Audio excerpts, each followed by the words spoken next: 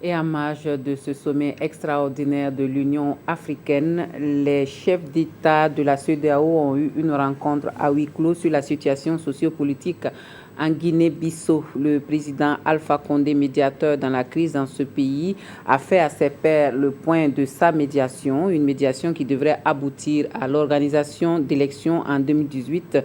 Ibrahima Sombié Wendata Nathalie Kaori. Les dirigeants de la CEDEAO se concertent en marge du sommet de l'Union africaine. Objet de cette concertation, la situation sociopolitique en Guinée-Bissau.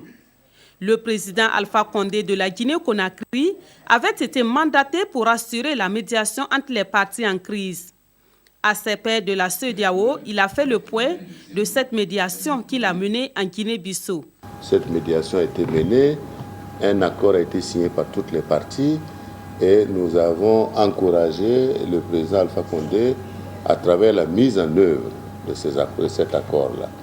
Et donc, mandat lui a été donné de poursuivre le travail qui va consister donc au choix d'un Premier ministre, à la mise en place d'un gouvernement, à la mise en place également d'une plateforme de stabilité pour le pays pour regarder la Constitution, la loi électorale et pouvoir préparer les élections dans ce pays.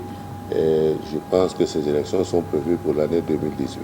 À Lomé, le président du Faso a également eu des rencontres bilatérales avec d'autres chefs d'État africains pour parler du renforcement de la coopération avec le Burkina Faso, notamment dans le domaine de la sécurité.